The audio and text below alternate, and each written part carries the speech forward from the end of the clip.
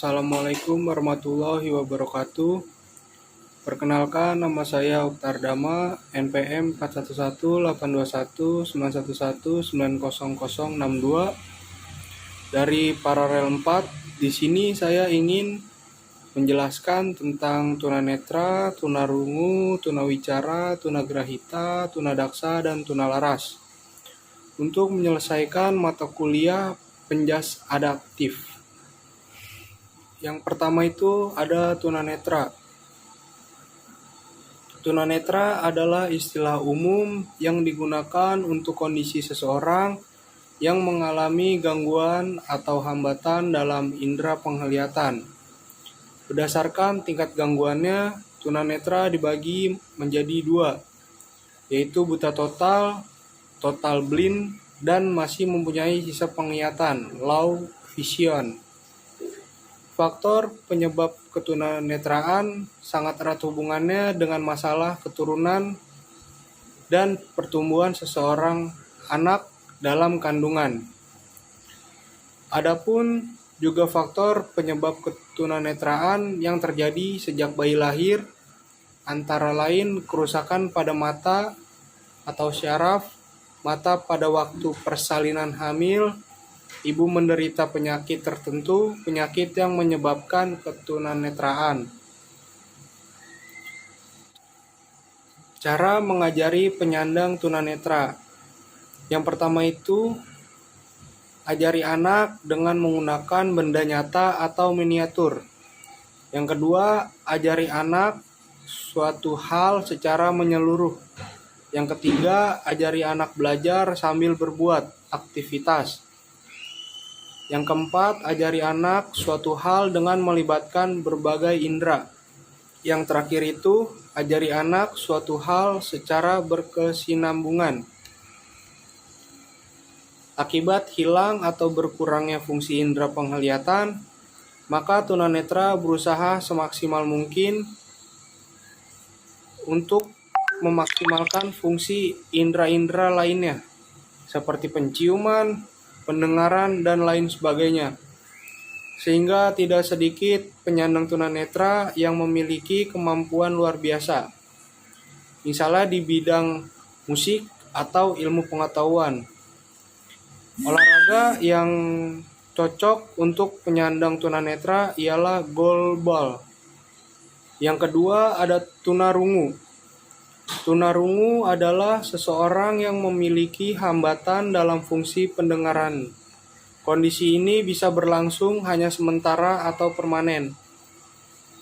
Terdapat dua jenis gangguan pendengaran yang membuat seseorang menjadi tunarungu, yaitu yang bersifat bawaan, sudah ada sejak lahir, dan yang terjadi setelah dilahirkan.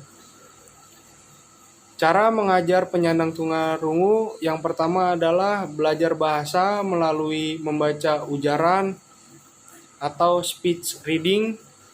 Yang kedua, belajar bahasa melalui pendengaran. Dan terakhir, belajar bahasa secara manual. Olahraga yang cocok atau yang memungkinkan untuk penyandang tunarungu ini ialah basketball. Yang ketiga, ada tunawicara. Tunawicara adalah seseorang yang mengalami kelainan dalam segi pengucapan, artikulasi, bahasa maupun suaranya tidak bisa bicara dengan normal, sehingga menimbulkan kesulitan dalam berkomunikasi lisan.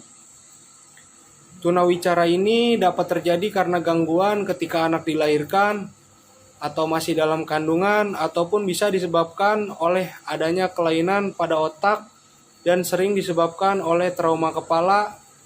Selain trauma kepala, adanya tumor pada otak, stroke, atau dementia juga dapat menyebabkan speech impairment pada tunawicara.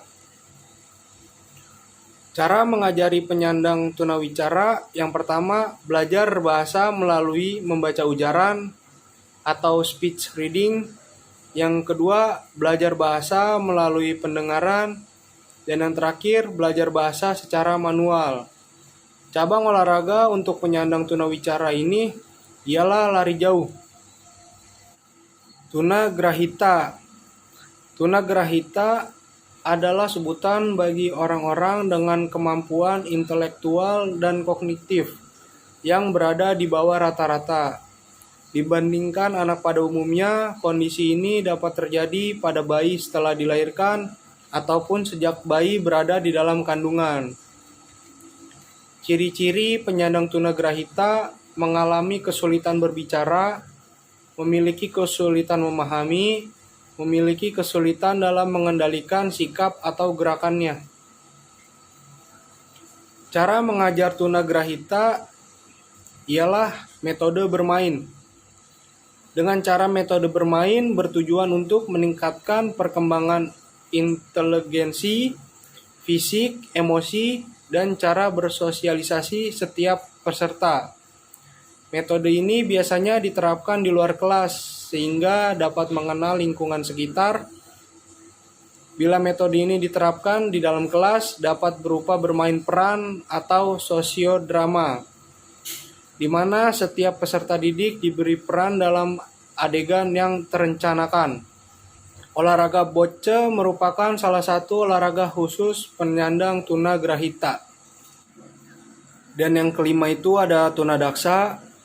Tunadaksa adalah anak yang mengalami kelainan atau cacat yang menetap pada alat gerak, tulang, sendi, atau otot.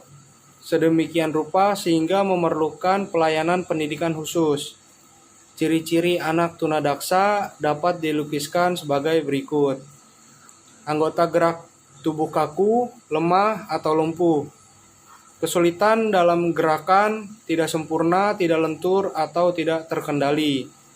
Terdapat bagian anggota gerak yang tidak lengkap atau tidak sempurna, lebih kecil dari biasanya. Terdapat cacat pada alat gerak.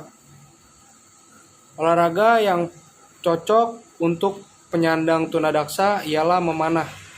Yang keenam ini atau yang terakhir ini adalah tunalaras. Tunalaras adalah individu yang mengalami hambatan dalam mengendalikan emosi dan kontrol sosial.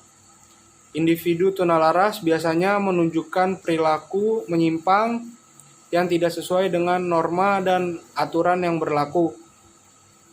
Tunalaras dapat disebabkan karena faktor internal maupun eksternal. Hal yang menjadi faktor terjadinya tunalaras yaitu keturunan genetik, neurologis, faktor biokimia, atau kombinasi dari faktor-faktor tersebut. Atau juga bisa terjadi karena anak mengalami keadaan kurang gizi, mengidap penyakit, psikotik, dan trauma atau disfungsi pada otak. Olahraga yang pas atau yang baik untuk penyandang tunadaksa ini ialah berenang, jogging, atau yoga. Mungkin itu saja penjelasan dari saya tentang tunanetra, tunarungu, tunawicara, tunagrahita, tunadaksa, dan tunalaras. Kurang lebihnya mohon maaf. Wabillahi taufiq walhidayah. Wassalamualaikum warahmatullahi wabarakatuh.